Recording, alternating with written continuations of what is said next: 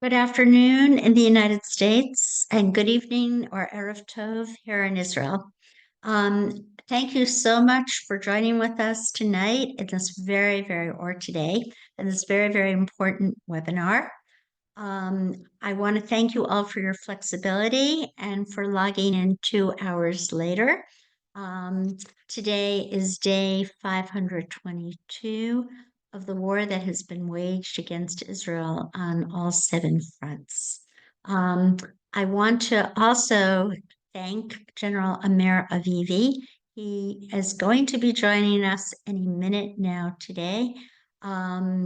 He is in very popular demand and is often asked to speak in the Knesset on Israeli television and radio and is interviewed, and he was called away to Samaria, to the Shomron today, where unfortunately they had captured today some very deadly equipment that was about to be used against Israeli soldiers and civilians.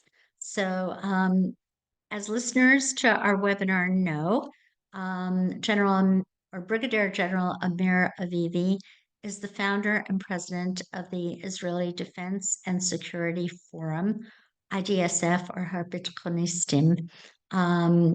IDSF is composed of over 35,000 officers, soldiers, and civilians who've taken on the mission of ensuring that the security of the state of Israel remains that way for generations to come. For us here at AMED and for IDSF, the security of the state of Israel is not taken for granted. Here is Amir Avivi on the phone right now. Excuse me 1 second. Amir? Yeah.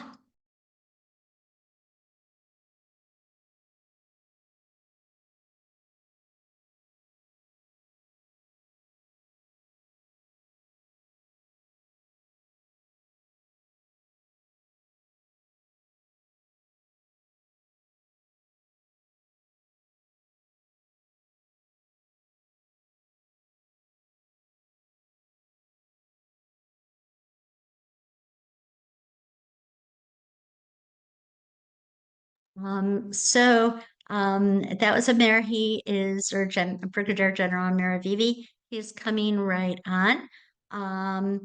So both IDSF or Habitkonistim and AMET do not take the security of the state of Israel for granted. They also emphasize that it's not Jews around the world that defend Israel, but Israel defends Jews all around the world. And in our eyes here at AMET, Israel defends the rest of the civilized and Western world. IDSF emphasizes that this basic truth that most Israelis share, and that's Israel's security must be based on the ability for Israel to defend itself by itself and actively prevent the development of threats to the Jewish nation. Okay.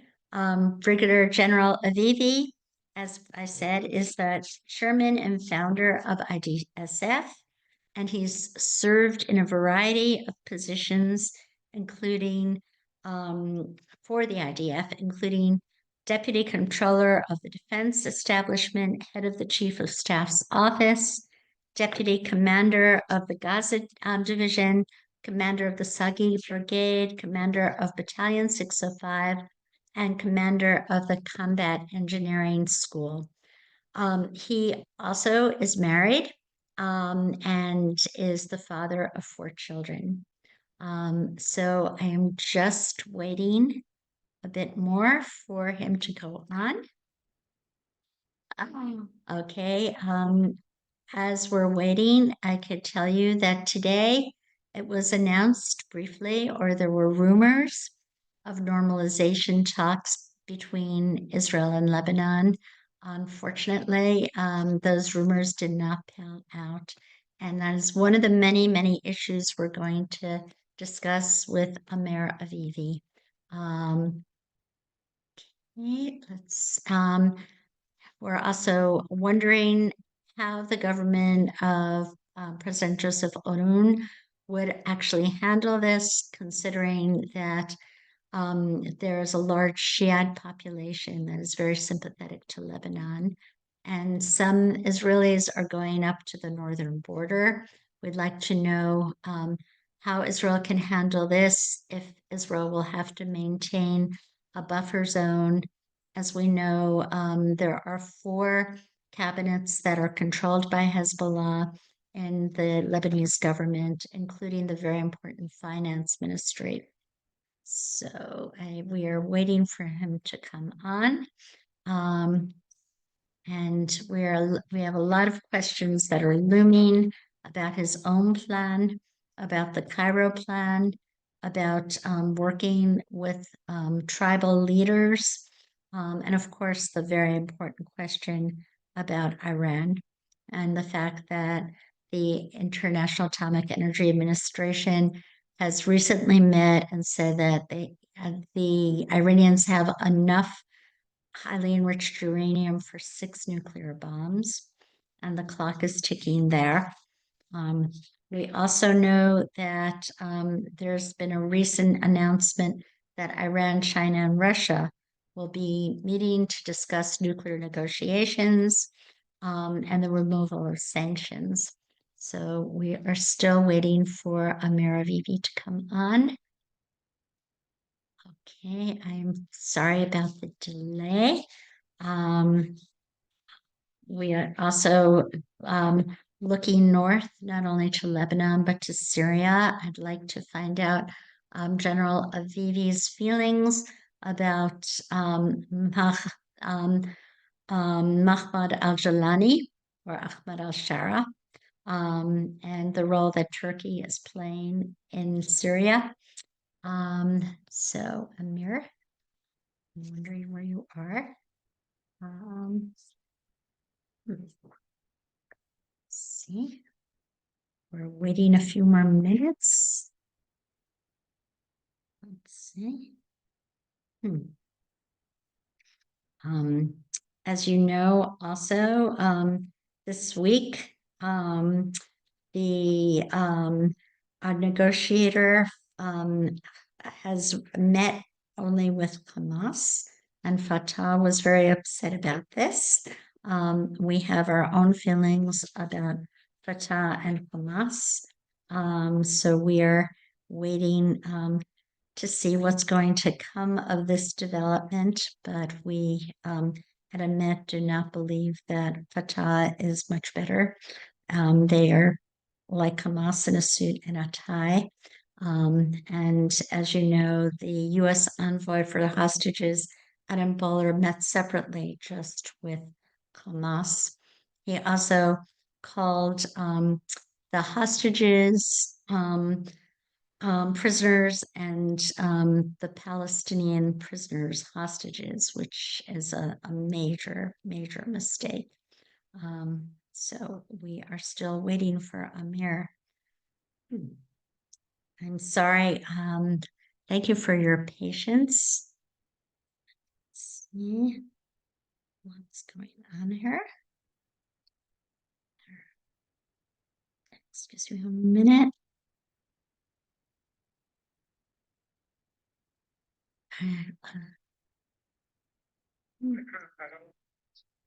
Amir?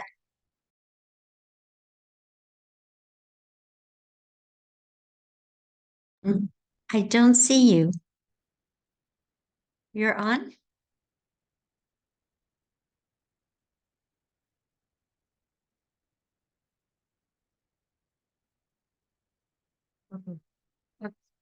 Okay, wonderful. All right, and thank you very much for holding on and waiting and for rescheduling. And we definitely want to thank General Amir Avivi. Yes. There you are. Okay. So thank you so much, General Avivi. Thank you for your flexibility. We know how busy you are. So we were kind of doing a little bit of a roundup while we were waiting. We explained about Habit Ponistim and IDSF, and how important it is that you're trying to ensure the survival and the security of the state of Israel, not only for now, but for generations to come. And what an incredible contribution you've made, not only to the Israeli army, but also to the morale and to the spirit of the state of Israel, which is so important. So we have a lot of questions to ask you, so let's go right in. Today there was a rumor that normalization talks were beginning between Israel and Lebanon. Unfortunately, it seemed just to be a rumor.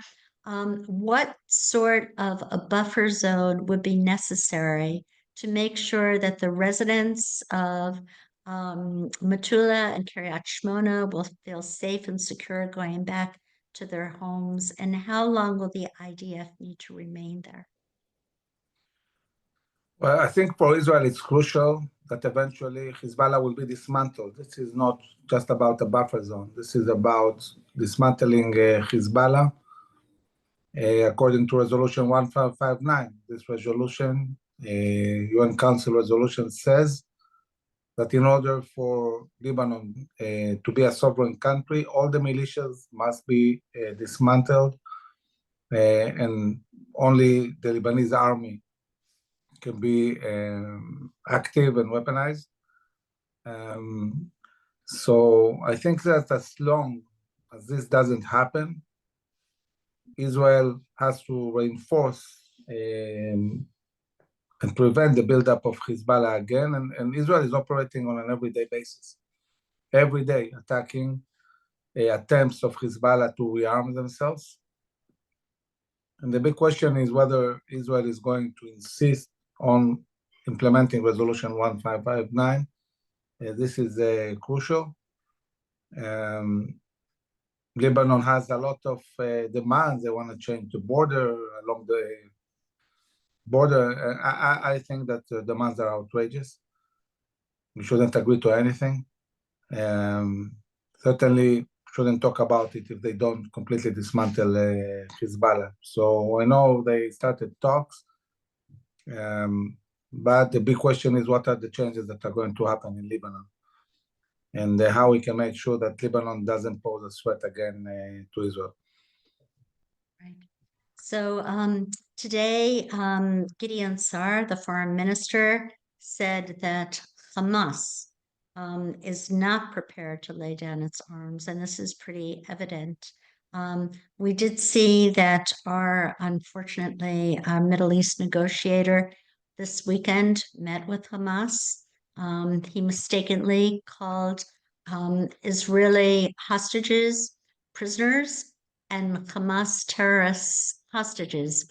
First of all, how do we deal with Hamas, and how do we deal with the rest of the world that seems to be a little befuddled about the reality that these are brutal terrorists that we're releasing?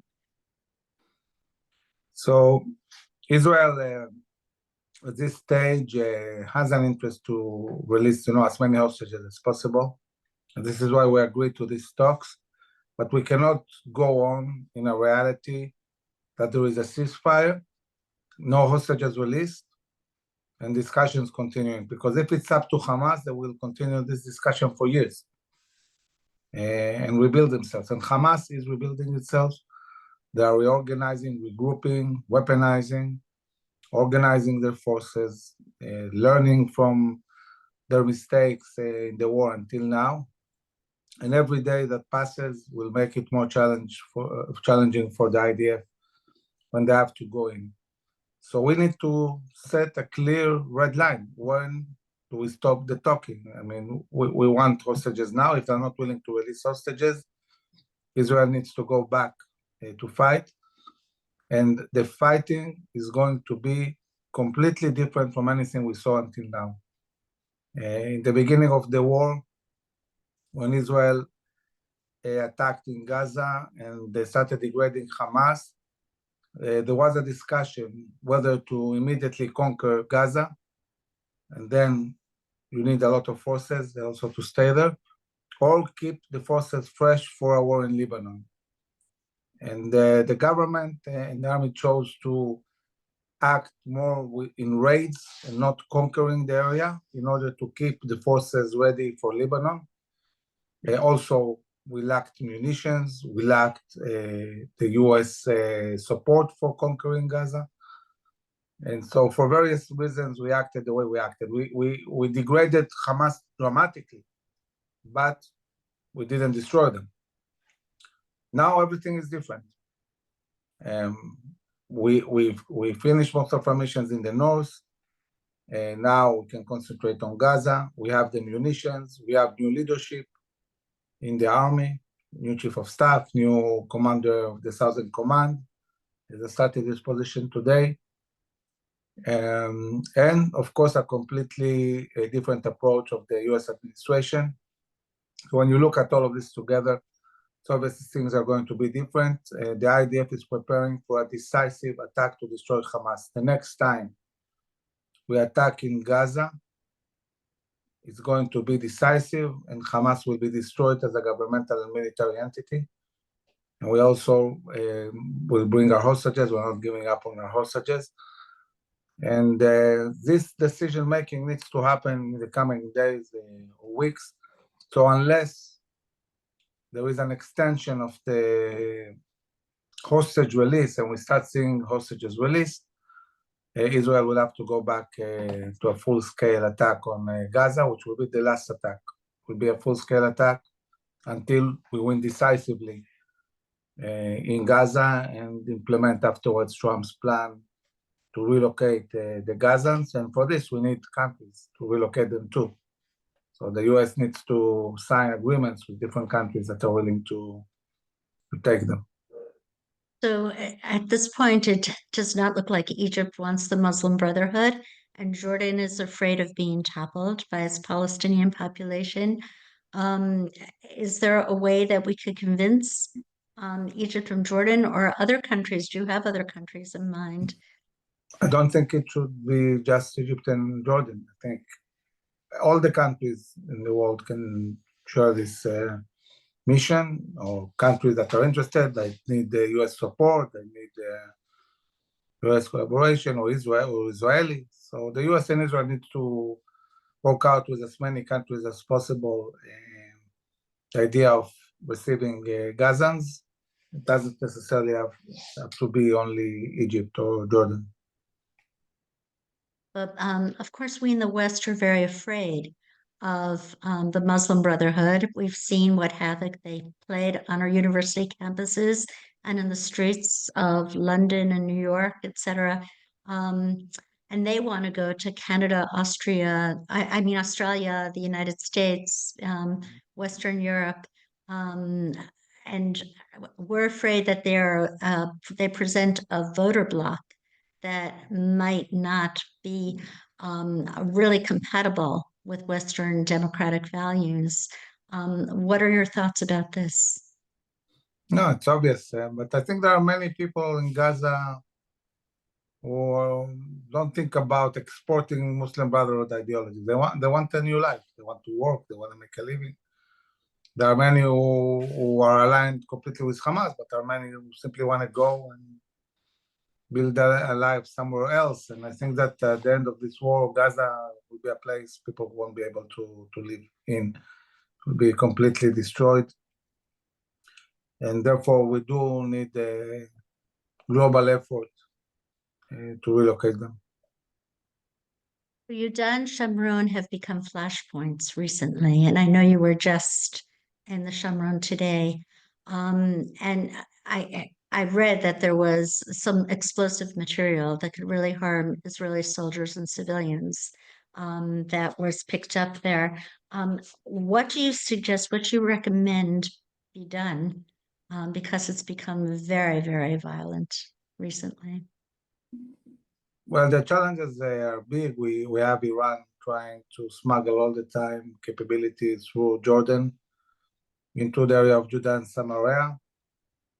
We have Hamas, Palestinian Islamic Jihad, and fractions of the Palestinian Authority that all the time try to carry out terror attacks. And the IDF is operating very strongly in the refugee camps. This is mostly where terror is emanating. In Jenin, the refugee camp was completely evacuated, 40,000 people evacuated from the camp. And the IDF is going house to house and clearing all the capabilities, weapons, improvised explosive devices, and really uprooting the terror in this area. And the same goes for Tulkarem and other places. So they're trying to do a very thorough job, really dismantling the terror, but it's ongoing. And if you don't dry the swamp, which is the education, it's not going to end. They keep educating, inciting the young generation to conduct terror attacks. And in the long term, we need to get rid of Hamas, the Palestinian Islamic Jihad, and also the Palestinian Authority. They're all terrible. And really rely more on local leadership, on the clans. I can tell you I had a chance to meet many clan leaders in the last 2 weeks, mostly of the area of Hebron, Yatta, Udura, this area, south, the Judea mountains, not the Samaria mountains. They are fed up with the Palestinian Authority. They say that's it. We want to have our own, maybe emirate, sign peace agreement with Israel. I think there is huge tectonic changes in the Palestinian society. They also think about new visions. And we have to take this huge crisis we had on the 7th of October and make the best of it. Dismantle the terror infrastructure, but also bring new visions of agreements that can be viable and really a basic change in the mentality and education in this society. So what do we do about a lot of the foreign policy establishment that's trying to resurrect the Palestinian Authority? And, the Palestinian National Covenant speaks about hegemonic ambitions to conquer all of Israel. For example, Article 21 says, quote, the Arab Palestinian people expressing themselves by the armed Palestinian revolution rejects all solutions which are substitutes for the total liberation of Palestine and rejects all proposals aiming at the liquidation of the Palestinian problem or its internationalization. This is just one of the many articles in the Palestinian National Covenant that has never been repealed. And so much of the foreign policy establishment goes back to the same old tired refrain that we could get rid of Hamas, but then we have to resurrect the Palestinian Authority. What do you say to that? Palestinian Authority are even more dangerous than Hamas. Are more dangerous because they don't just operate on the local arena of the land of Israel. They manage the whole global delegitimation and anti-Semitism movement. When you go into BDS site, anybody can Google BDS and go into the website, you scroll down and you see it's written, this site is managed by BNC. BNC is the coalition of Palestinian organizations led by the Palestinian Authority. The Palestinian Authority is undermining not only Israel, it's undermining the Jewish people everywhere. All you see in the campuses, all the demonstrations, all the anti-Semitism, it's all emanating from the Palestinian Authority. They are the source of everything that the Jews are experiencing around the world. And this is why they're so dangerous. And they're also the source of incitement. The schools are managed by them. They are inciting. They are paying billions to terrorists. Every single terrorist, whether it's Hamas, Palestinian Islamic Jihad, Nukhba, who raped women, burned people alive, decapitated heads of children on the 7th of October, is getting paid a salary by the Palestinian Authority. All of them. So we need to dismantle them. They are the swamp we need to dry together with Hamas and Palestinian Islamic Jihad. And the only chance to have any kind of coexistence with them is working with the local leadership, with the clans. And they're not perfect, far from that. But families, clans, they want the family to be loyal to the head of the family. And what endangers loyalty in a clan is radicalism. When people get attached to other ideas like Muslim Brotherhood, ISIS, Al Qaeda, Hamas, so they tend to suppress this if they're given a chance. So I think that when Israel says in Gaza, and Israel is saying it formally, the day after Hamas, there will be no Hamas, no Palestinian Islamic Jihad, and also not the Palestinian Authority. Why? Because they're corrupt, they incite, they pay terrorists. So if we're saying that about Gaza, why are we willing to have them in Judea and Samaria? It doesn't make sense. Everything we say we don't want them to do in Gaza, they're doing in Judea and Samaria. So we need to really wake up and move forward and really push new ideas. 30 years, I can say that if I look at the numbers before the 7th of October, before the numbers of the 7th of October, the amount of civilians that were injured or killed from the moment we implemented Oslo have gone up times 12 compared to the reality between 48 all the way to Oslo, normalized by year. So Oslo was devastating. It was devastating in many ways. Israel lost its security, huge amount of civilians and soldiers killed and injured.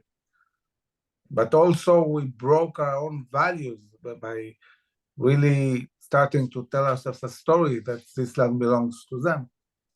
And it took the whole Zionist idea and broke it into pieces. So we need to step out of this catastrophe and really build a new future.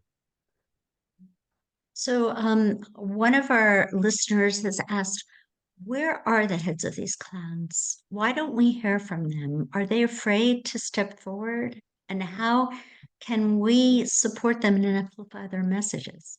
So they are sending a clear message to Israel. Support us. Assure us that if we do something, you'll help us. You'll support us. And for years, the defense establishment makes the Palestinian Authority look like if they're some kind of messiahs. They're butchering us. And the defense establishment is defending them. It doesn't make sense. And only when the leadership of Israel will really build a clear, comprehensive vision of what we want and what kind of path is viable, then we can do something about it. And the day the clans will believe Israel, that Israel will support them and help them, then they'll throw the Palestinian Authority and start pushing serious changes, talking about education and working with Israel and the economy and so on. So have you had discussions with members of the Knesset or with the Prime Minister about pushing the heads of the clans so this vision could be amplified? I've been having discussion in the last 4 years, but now something big changed because there are more and more clans that are interested in that. So the level of involvement of leading figures in the government and beyond has increased dramatically lately. So things are happening. Things are happening, and it will be interesting to see where this will go in the coming months and years. Okay. Looking north again towards Syria, what are your feelings about Ahmed al-Shara, or formerly the al-Qaeda figure, Mahmoud al-Jalani? How much of a role has Turkey played in the Hayat al-Sham's control of Syria? And now the Alawites in Syria are asking for Israel's support for what they refer to as the ethnic cleansing of the quote unquote jihadists. What's your response to all that? No matter how many times they change the name, from ISIS to Al-Qaeda to Jabhat Nusra to Al-Hayat. There are still radical Sunni terrorists that are butchering people in Syria, are doing ethnic cleansing of Christians and Alawis now, and threatening the Druze and the Kurds. The atrocities that are happening in the last few weeks in Syria is terrible. I mean, anybody who is exposed to the videos they film, and the way they kill the people there, it's unbelievable. It looks like very similar to 7th of October. So it's very hard to predict what will happen in Syria. In the future, it might go again into complete civil war, maybe stabilize, we don't know. But the only thing we know is what we do. And Israel created a buffer zone of 40 kilometers all the way to Damascus. Any force that goes south of Damascus is attacked by Israel. And we are creating an umbrella for the Druze who live in South Syria, and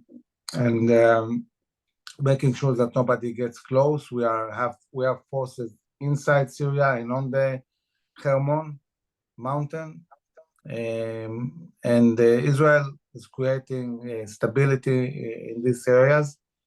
I can say that overall, looking at the north, things might be very dynamic. I don't know what will happen with Turkey, the future. But if I take a snapshot of the north now, this moment, Israel hasn't had better security in the north in the last 40 years. It's the best situation we had in the last 40 years. And if we want to make sure that this continues, we need to be proactive and all the time degrade their capabilities, all the time, attack again and again and again, and not let them recover, and not let them regroup, and not build capabilities.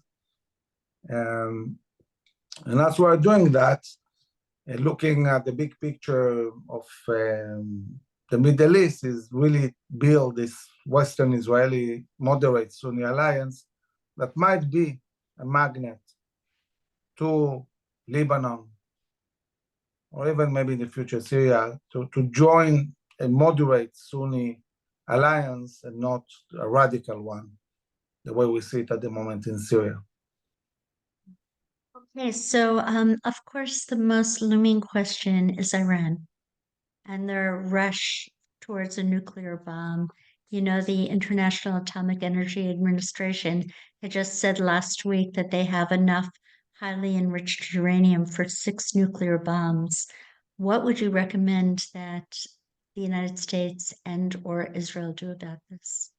Israel and the US need to attack, the sooner the better, and destroy the nuclear sites. The negotiations with the Iranians are not going to work. They're not going to dismantle these sites. They are moving steadily towards nuclear weapons. If they achieve nuclear weapon, this will be a historical failure, both of the US and Israel. And none of us can really live with such a reality. Now, to deal with this threat, it's 2-3 days of attack. That's it. No boots on the ground. Talking about an airstrike, massive airstrike. And attacking Iran is not the beginning of a war. Attacking Iran is ending the war. It's hitting them in a way that will dismantle the Shia axis. And this will be the terms needed to move towards regional peace agreements and stability. So we see CENTCOM training with Israel. We see the Israeli Air Force training with the strategic bombers. So we understand that preparations are moving forward, but we need leadership and resolution. And I think that President Trump needs to understand that in this world, and especially looking at the Middle East, you need deeds, not just threats. You need to do something. You need to show, America needs to show it's willing to use its power somewhere. Now, it wouldn't be smart to challenge directly the Chinese or the Russians. The Iranians are the weak link. So let's attack them. Israel is ready. The US has all its capabilities. 2 days, 3 days. I heard some assessments that said 8 hours. I don't know about 8 hours, but I'm willing to say 3 days and to dismantle all their military capabilities and nuclear sites and really create a whole different reality in the Middle East. And this is not going to impact just the Middle East. This is going to deter China from invading Taiwan. This is going to deter the Russians and further put pressure on them, because I'm worried that every day that passes, all the enemies of the US are asking themselves, is the US really serious? Or is it just talking? And even Hamas is not really impressed anymore, especially when the US is talking to them directly, an unprecedented event. Now, I don't understand, why does the US not say to Qatar, to Egypt, and to Turkey, you have a week to hand over all the leadership of Hamas to the US? Hamas has butchered Americans, has kidnapped Americans. America has all the right to say, you need to expedite them, all of them, to the US. And the day America will say to Qatar, you have a week to give us all the leadership of Hamas, this is the day we'll see the hostages released immediately. So Qatar is, yeah, right. Qatar is guilty, so guilty of harboring Hamas officials, in the Ritz-Carlton Hotel, of paying for so much in our universities around the United States, of undermining our American education to our American students. And there's a lot of blood on their hands on Qatar. And definitely. Yeah. But let's start by them handing over the leadership of Hamas. Let's send them to Guantanamo. And So then do talk you about believe, releasing hostages. right. So do you believe that if we were to institute, or if Israel was to institute the death penalty for terrorists who carry out deadly acts, that would increase or decrease the incentives to kidnap Israelis? There is death penalty in Israel.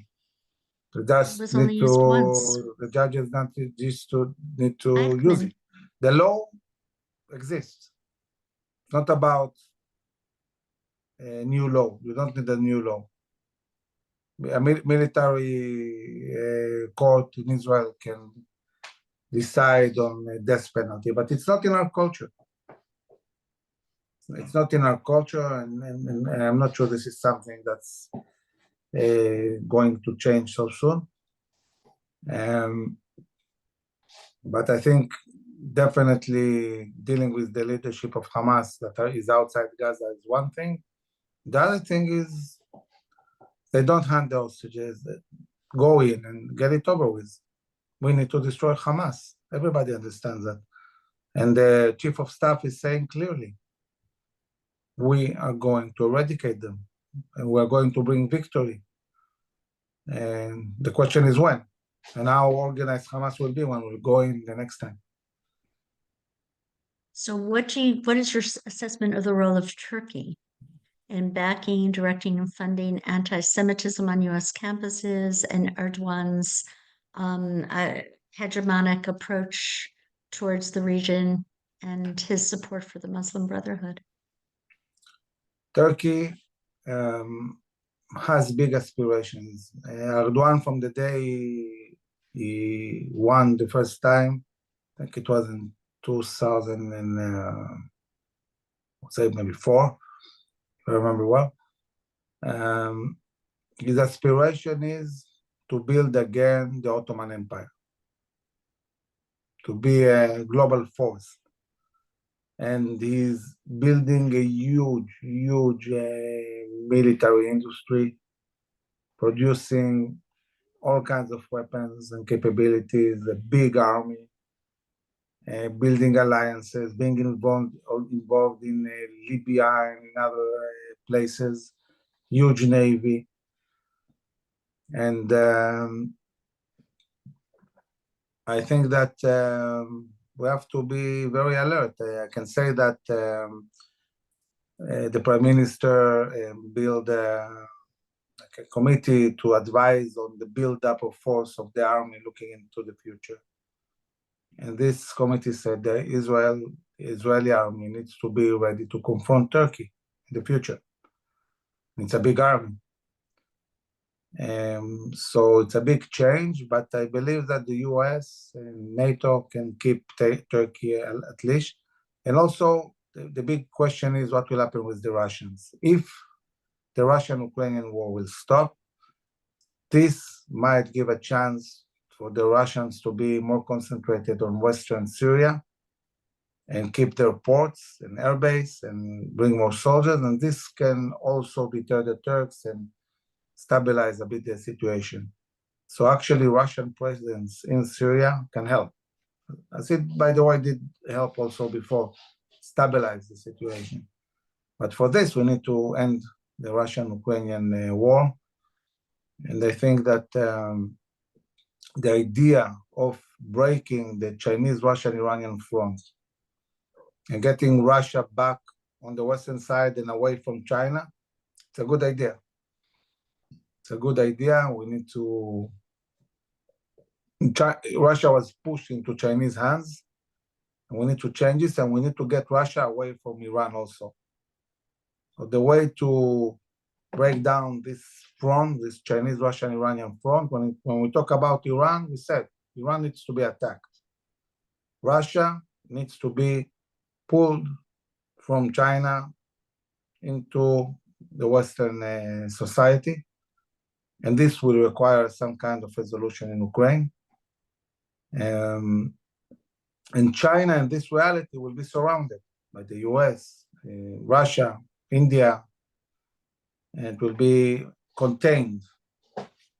While also there will be new trade routes of trade controlled more by the West and not by China. So many other questions. One question is, if Israel were to annex Judea and Judea and Samaria, would that improve or worsen Israel's security? Will improve dramatically.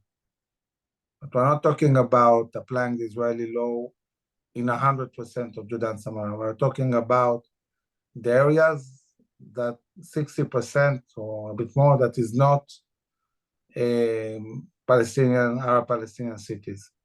We don't want to annex them. We don't want them to become Israeli citizens. We want to have massive presence of Jews in the mountains of Judea and Samaria and the Jordan Valley, but have some self-governance in the different cities, might be kind of emirates like Dubai, Abu Dhabi, local clans, but overall Israeli responsibility over all the land of Israel, overall security responsibility.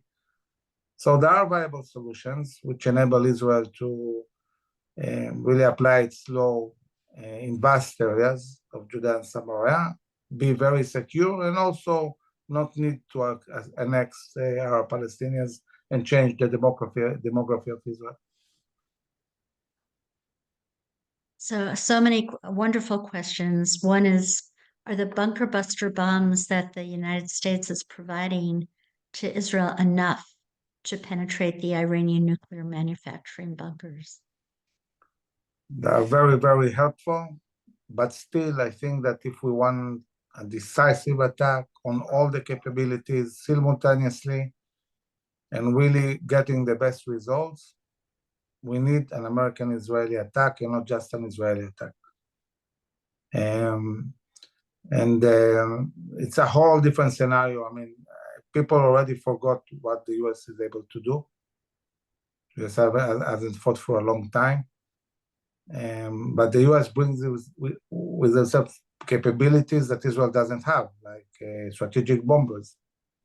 not just about the kind of ammunition, it's also some capabilities that only the US has that should be used in a scenario like that. This is wonderful. Okay, so let me just see if there are any other. Okay, is Israel able to set up a secure area in Syria for the Kurds and the Druze? Israel already set up a secure area for the Druze. The Kurds are on the eastern side, so we cannot really go all the way there. It's on the other side. But Israel is standing strong in Syria and defending the Golan Heights in a way we haven't done before. And we continue all the time. Anytime we see Golani forces trying to seize all tanks or capabilities of the Syrian army, we attack. We attack and we destroy them. We did that this week several times. And the fact that we're sitting on the Hermon mountain on the highest point, it's a game changer. We see everything on the Syrian side and on the Lebanese side. A very meaningful position for us, very strategic. Wonderful. When you look at where we were on October 7th, 2023, and where we are today, Israel and the IDF has made such significant gains, dismantling Hezbollah and dismantling the leadership of Hamas. There's still a long way to go, but thank God and thank Brigadier General Amir Avivi for his wonderful work of injecting the true Zionist message into our young people. I think it's very important that people go to IDSF.org.il and support this wonderful organization. Of course, we also depend on Emet for your support. That's emetonline.org. And there is a beautiful movie. There are many beautiful movies that General Avivi has made so that Israeli youth can understand what they're fighting for and what they might ultimately have to sacrifice their lives for. And we really applaud you so much. General Avivi, thank you so much for your time. I know how busy you are, and we all really appreciate everything that you're doing for us. You're not only Thank you very much, Sarah. you're not only keeping Jews all over the world safe, but as far as we're seeing, you're keeping the civilized world safe.